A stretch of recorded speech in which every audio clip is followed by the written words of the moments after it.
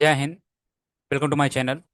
सो देख रहे थे क्लास 8 और इसमें देख रहे थे अध्याय सुगम इतिहास। ठीक है, आज देखेंगे अध्याय 12 और इस चैप्टर से क्या क्या क्वेश्चन बन सकते हैं वो मैंने बनाने का प्रयास किया है। और ध्यान रखिएगा ये आज पार्ट 1 है जिसमें टोटल आप देखेंगे टोटल 20 क्वेश्चन। ठीक है, इसके बाद हम पार्ट 2 बहुत ही जल्द देखेंगे। ठीक है, चैप्टर का नाम क्या है तो राष्ट्रीय आंदोलन। राष्ट्रीय आंदोलन संक्षिप्त परिचर्चा, ये चैप्टर का नाम है। ठीक है, इसमें देखेंगे फर्स्ट क्वेश्चन, 19वीं सदी में यूरोप में राष्ट्रवाद का क्या अर्थ था। तो बात हो रही है 19वीं सदी में, सदी मीन शताब्दी। ठीक है, तो 19वीं सदी में यूरोप में राष्ट्रवाद का क्या अर्थ था। तो एक जाति, एक धर्म, एक भाषा व संस्कृति तथा ऐतिहासिक पृष्ठभूमि के लोगों का एक क्षेत्र में रहना, वो 19वीं सदी में यूरोप में राष्ट्रवाद का अर्थ क्या था। तो एक जाति, एक धर्म, एक भाषा व संस्कृति तथा ऐतिहासिक पृष्ठभूमि के लोगों का एक क्षेत्र में रहना ही क्या था, राष्ट्रवाद होता था। ठीक है, लेकिन अगर वर्तमान समय में कहा जाए तो वर्तमान समय में राष्ट्रवाद का क्या अर्थ है, अपने देश के प्रति श्रद्धा, निष्ठा, देश के हित में कार्य करना, देश के हित में कार्य करना और देश के लिए मर मिटने की भावना रखना ही राष्ट्रवाद कहलाता है। ठीक है, वर्तमान समय में अगर कहा जाए तो राष्ट्रवाद का क्या अर्थ है, तो वर्तमान में राष्ट्रवाद का क्या अर्थ है, अपने देश के प्रति श्रद्धा, निष्ठा व देश के हित में कार्य करना और देश के लिए मर मिटने की भावना रखना राष्ट्रवाद कहलाता है। ओके, भारत में थर्ड नंबर क्वेश्चन, भारत में राष्ट्रवाद की भावना का विकास का मुख्य मुख्य रूप से कब हुआ। भारत में अगर कहा जाए तो राष्ट्रवाद की भावना का विकास मुख्य रूप से कब हुआ, तो ये हुआ था 19वीं सदी के अंत में और 20वीं सदी के आरंभ में। भारत में राष्ट्रवाद की भावना कब विकसित हुई, तो 19वीं सदी के अंत में और 20वीं सदी के आरंभ में विकसित हुई। ओके, नंबर 4, भारत में राष्ट्रवाद के उदय के क्या क्या कारण थे। तो भारत में राष्ट्रवाद के उदय के निम्न कारण थे। सबसे फर्स्ट अगर कहा जाए तो यातायात और संचार के साधनों का विकास। इससे क्या हुआ, ब्रिटिशों ने भारत में सड़क का निर्माण, रेलवे का निर्माण, डाक का निर्माण, तार का निर्माण करवाया, जिससे क्या हुआ, लोगों में आपसी संपर्क क्या हो गया, बढ़ गया। इससे क्या हुआ, लोगों में आपसी संपर्क बढ़ गया। सेकंड क्या था, एक समान प्रशासनिक व्यवस्था। थर्ड क्या है, पाश्चात्य शिक्षा का प्रभाव। फोर्थ क्या है, समाचार पत्रों का विस्तार। नेक्स्ट क्या है, सामाजिक धार्मिक सुधार आंदोलन। ये बहुत ही इंपॉर्टेंट है। इससे क्या हुआ था कि ब्रह्म समाज की स्थापना, आर्य समाज की स्थापना, रामकृष्ण मिशन की स्थापना। इससे क्या हुआ था, जितने भी कुरीतियां थे, जैसे कि छुआछूत की भावना, असमानता की भावना, ये सभी क्या हुआ, इससे दूर हुआ। इससे क्या हुआ, दूर हुआ। नेक्स्ट कहा जाए प्राचीन ग्रंथों का अध्ययन। प्राचीन ग्रंथों का अध्ययन से क्या हुआ, लोगों ने जाना कि हमारा इतिहास, हमारा जो प्राचीन ग्रंथ है वो कितने गौरवशाली है। ठीक है, नेक्स्ट अगर बात किया जाए तो अंग्रेजों के आर्थिक शोषण की नीतियां। ठीक है, अंग्रेजों ने यहां से धन निष्कासन किया, वो अंग्रेजों ने आर्थिक शोषण बहुत किया। ठीक है, तो इस प्रकार आप ये पॉइंट लिख सकते हैं। ओके, नेक्स्ट नंबर 5, पश्चिमी शिक्षा और विज्ञान के प्रभाव से भारतीयों में किन किन आधुनिक विचारों का जन्म हुआ। ठीक है, तो जैसा कि क्वेश्चन यहाँ पर आ गया था ये उदय के कारण में। ठीक है, राष्ट्रवाद के उदय क्या कारण थे, तो यहां देख सकते हैं पश्चिमी शिक्षा का प्रभाव।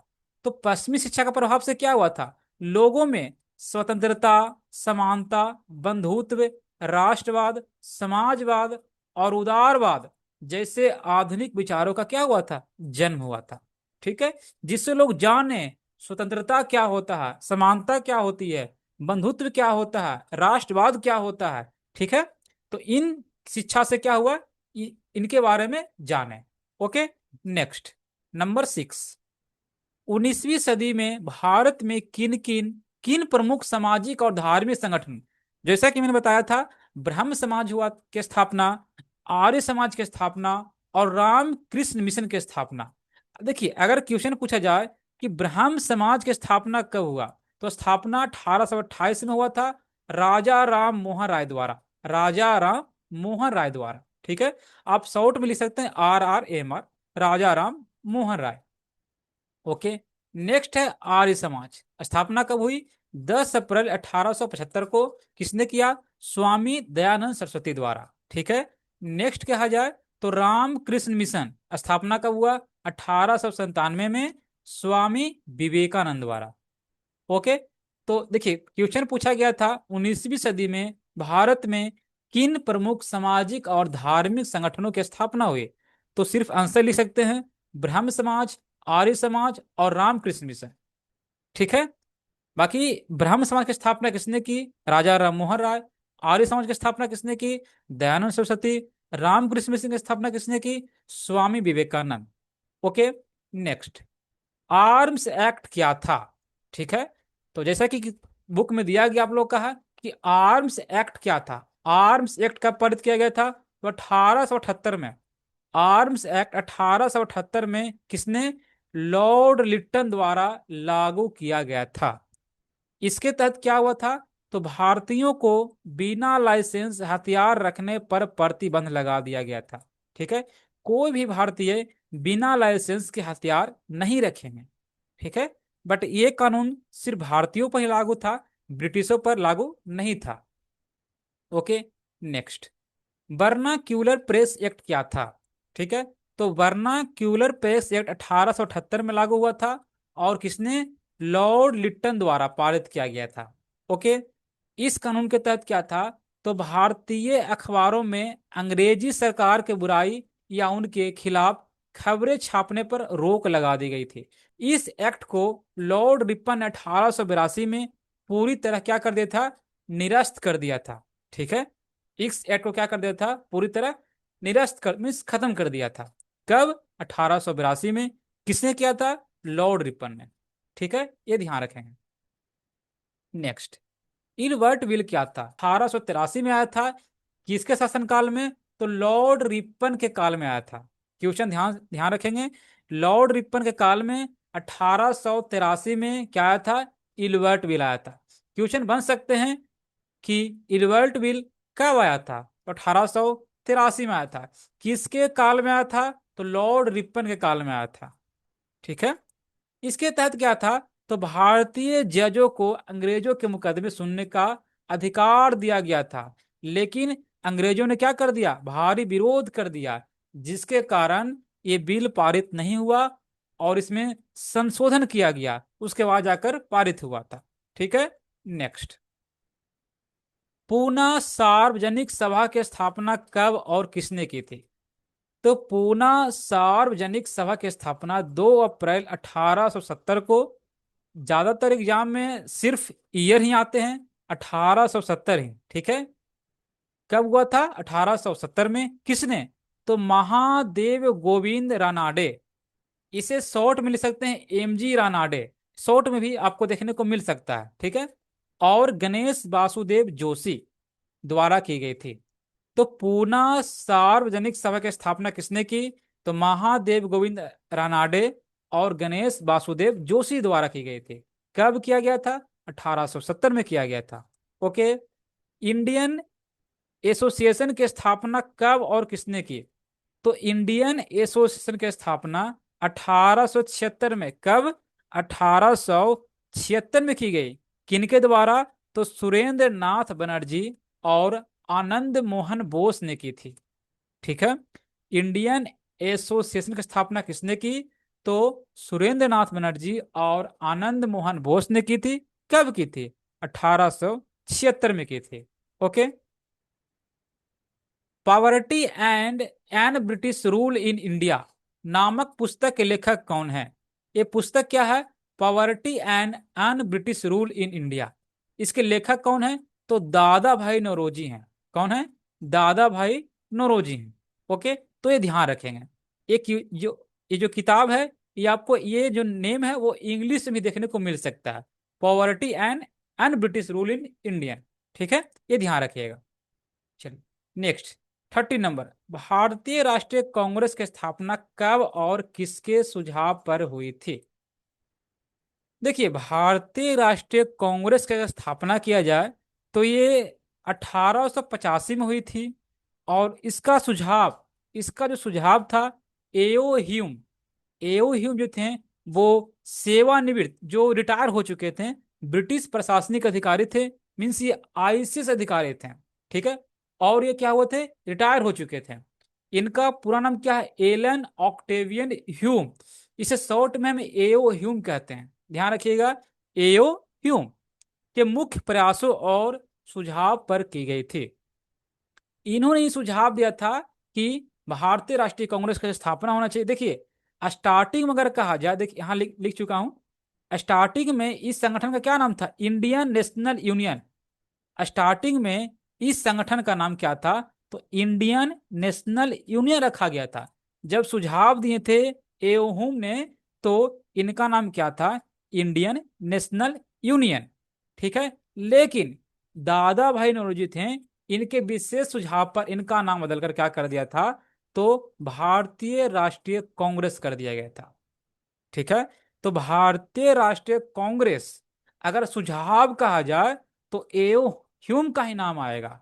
बट इसका जो इंडियन नेशनल यूनियन से भारतीय राष्ट्रीय कांग्रेस नाम किसने परिवर्तित किया, तो दादा भाई नौरोजी। ये ध्यान रखिएगा।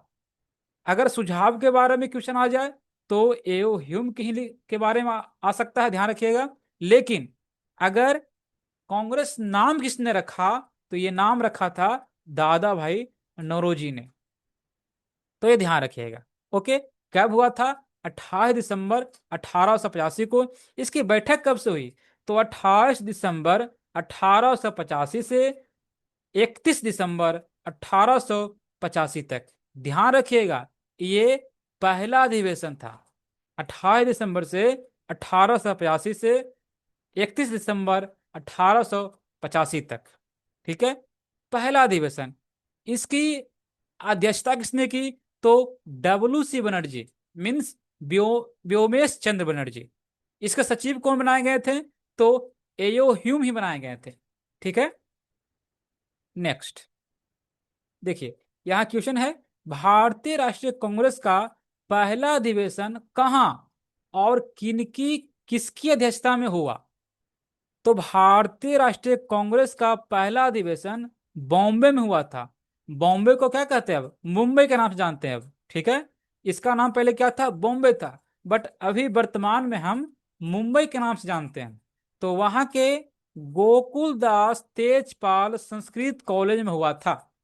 कहा जाएगा कि आईएनसी, देखिए, भारतीय राष्ट्रीय कांग्रेस, इंडियन नेशनल कांग्रेस, इसे हम शॉर्ट में आईएनसी भी लिख सकते हैं। तो आईएनसी का पहला अधिवेशन कहाँ हुआ था, बॉम्बे में हुआ था। कहाँ हुआ था, तो गोकुल दास तेजपाल संस्कृत कॉलेज में हुआ था। इसकी अध्यक्षता किसने की, तो W C Banerjee, means Womesh Chandra Banerjee ने की थी। ओके। नेक्स्ट, कांग्रेस के प्रथम अधिवेशन में कितने प्रतिनिधियों ने भाग लिया था। तो जो ये कांग्रेस के प्रथम अधिवेशन थे, इसमें अगर कहा जाए टोटल 72 लोग ने भाग लिया था। ठीक है। तो कांग्रेस के प्रथम अधिवेशन में कितने प्रतिनिधियों ने भाग लिया था। ठीक है। तो अगर ये क्वेश्चन आ जाए, कितना हो जाएगा, 72। ओके। आईएनसी के स्थापना के समय भारत का वायसराय कौन था। अगर कहा जाए आईएनसी के स्थापना के समय भारत का वायसराय कौन था, तो क्या हो जाएगा, लॉर्ड डफरिन। कौन हो जाएंगे, लॉर्ड डफरिन हो जाएंगे। ठीक है। देखिए, यहां ध्यान रखिएगा, एक बात और ध्यान रखेंगे आप लोग। क्या, 1 सेकेंड।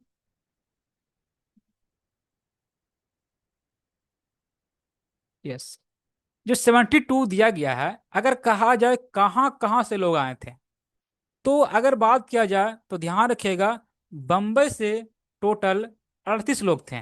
बंबई से टोटल कितने लोग थे, 38 लोग थे, 38 लोग। ठीक है।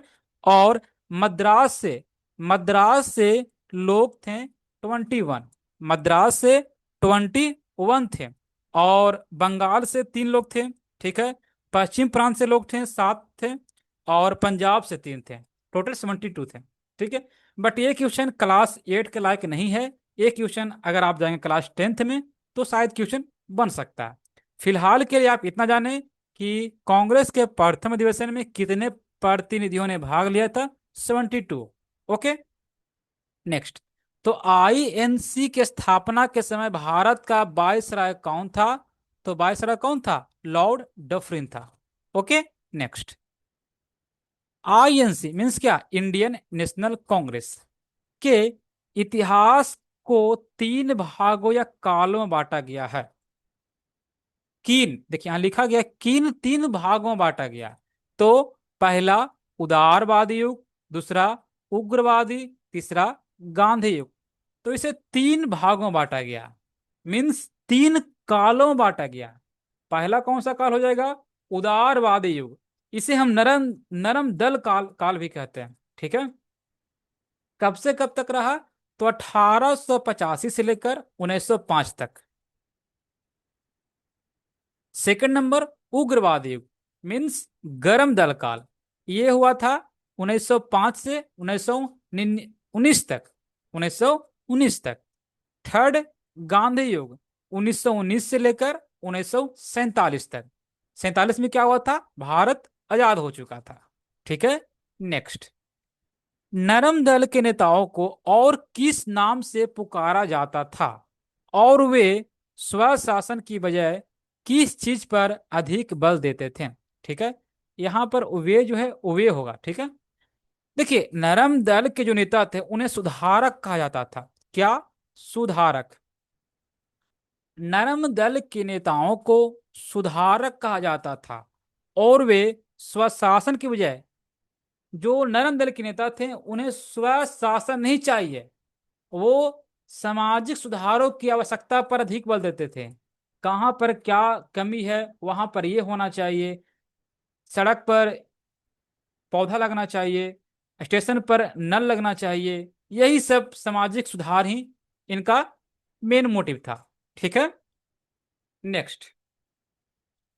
तो नरम दल के नेताओं के प्रमुख नेता का नाम बताएं। तो नरम दल में नेता कौन कौन थे? दादा भाई नौरोजी, बदरुद्दीन तैयब जी, फिरोज शाह मेहता, गोपाल कृष्ण गोखले, सुरेंद्र नाथ बनर्जी, व्योमेश चंद्र बनर्जी, ठीक है। इनके अलावा और भी थे, बट ध्यान रखेंगे नरम दल के प्रमुख नेता में अगर सबसे ज्यादा अगर नाम आता है तो दादा भाई नौरोजी, गोपाल कृष्ण गोखले, सुरेंद्र नाथ बनर्जी, डब्ल्यू सी बनर्जी, ठीक है। तो ये सभी नाम आप ध्यान रखेंगे। Okay, next. नरम दल के नेताओं की ब्रिटिश शासन के प्रति क्या सोच और विचारधारा थी? देखिए क्वेश्चन नंबर 18 जो है और क्वेश्चन नंबर जो 20 है अप्रोक्स सेम ही है, ठीक है। तो देखिए नरम दल के नेता जो थे पश्चिमी विचारों और सिद्धांतों से अत्यधिक प्रभावित थे, और उन्हें ब्रिटिश शासन पर पूरा भरोसा था। जो नरम दल के नेता थे ब्रिटिशों पर पूरा भरोसा करते थे। वे मानते थे कि भारत का उद्धार कैसे होगा? ब्रिटिश से ही होगा। भारत का उद्धार ब्रिटिश शासन से ही संभव है। इसलिए देश के लिए स्वशासन मीन्स आजादी की मांग न करके क्या मांग करते थे? सामाजिक सुधारों का अधिक आवश्यक मानते थे, ठीक है, जिनके कारण इन्हें सुधारक भी कहा जाता था। ओके, तो नरम दल के नेता जो थे वो, उनको लगता था, वे मानते थे कि भारत का उद्धार कैसे होगा? तो ब्रिटिश शासन से ही होगा, ठीक है। तो नरम दल के नेता वो आजादी नहीं मांगते थे, वो समाजी सुधार चाहते थे, ठीक है। इन्हीं कारण इन्हें सुधारक भी कहा गया है।